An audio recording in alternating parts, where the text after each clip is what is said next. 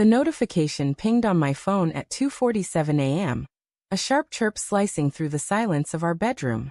My heart lurched as I fumbled for the device, the screen's cold glow stinging my eyes. The GPS tracker in my camera, my prized Nikon, the one I'd saved for 2 years to buy, blipped a location. Pawn King, 24-hour cash-in trade. Not the community center where Lisa said her ex, Derek, needed it for some charity event. A pawn shop. At 3 in the morning. My stomach churned, acid rising as I stared at the dot pulsing on the map, mocking me from across town. Lisa slept beside me, her breath soft and even, her dark hair fanned across the pillow like a halo.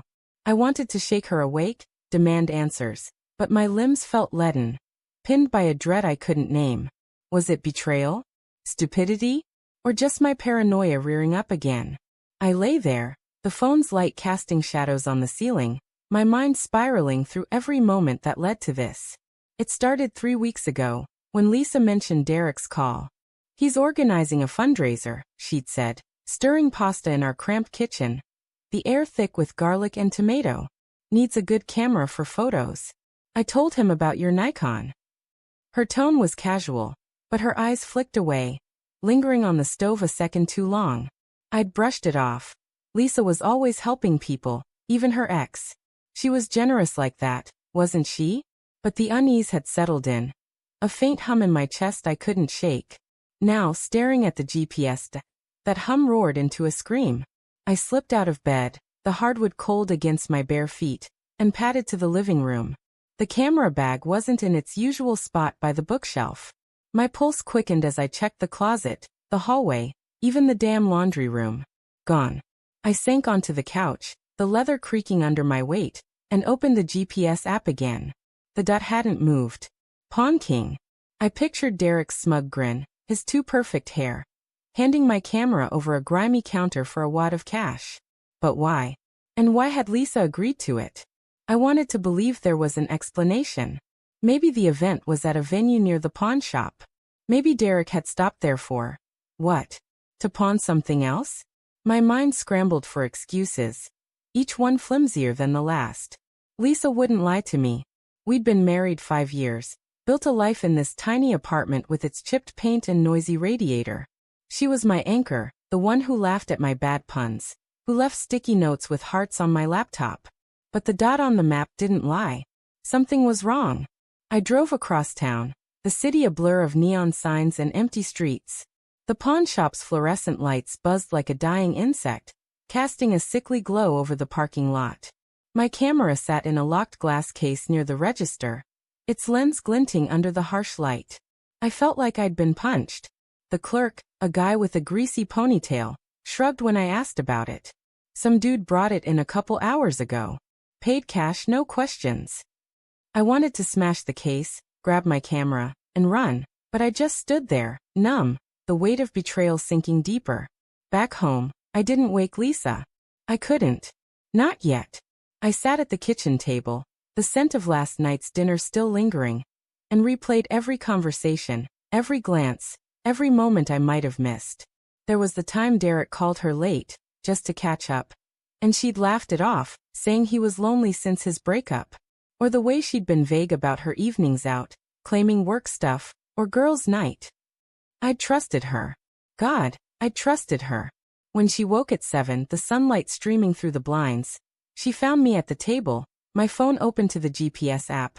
Hey, you're up early, she said, her voice warm, oblivious. Then her eyes landed on the screen, and her smile faltered. What's that?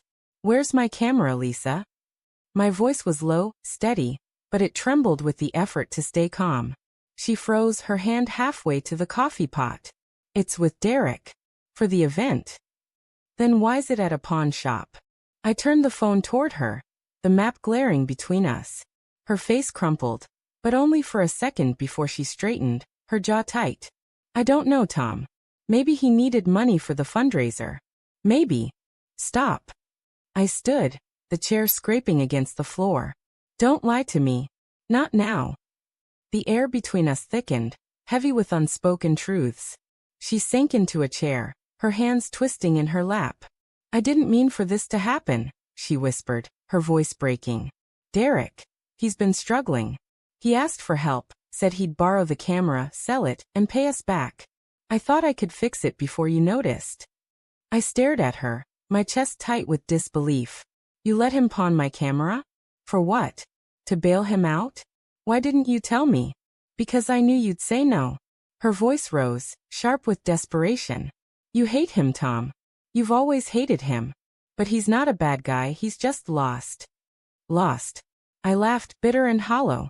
He's using you, Lisa. And you're letting him. What else is going on? Are you seeing him?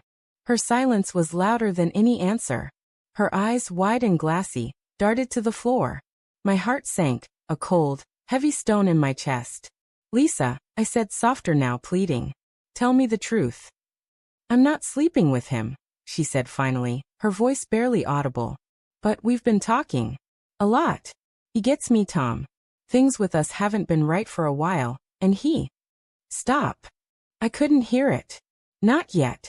I walked to the window, staring at the street below, the world moving on while mine crumbled. I wanted to scream, to cry, to rewind time to when I trusted her implicitly. But the truth was there, in her hesitation, her guilt, her excuses. She hadn't cheated, not physically, but she'd let Derek back into her heart, piece by piece, and I hadn't even noticed. The days that followed were a fog of pain and clarity. I got the camera back, paying more than it was worth to reclaim it. Lisa and I talked, fought, cried. She swore she'd cut contact with Derek, that she'd choose us, but her promises felt fragile, like glass ready to shatter. I wanted to believe her, but every time I looked at her, I saw that pawn shop, that dot on the map, the betrayal she'd tried to hide. One night, alone in the dark, I found a photo on my camera's memory card, one I hadn't taken. It was Lisa, laughing, her eyes bright, Derek's arm around her at some event I'd never heard about. The timestamp was a month ago. I deleted it, my hands shaking, but the image burned into my mind. She'd been slipping away, and I'd been too blind to see it. I didn't leave her. Not yet. But as I sat there, the camera heavy in my hands, I realized the real betrayal wasn't the pawn shop or even Derek. It was that I'd lost the Lisa I thought I knew, and I wasn't sure I could ever get her back.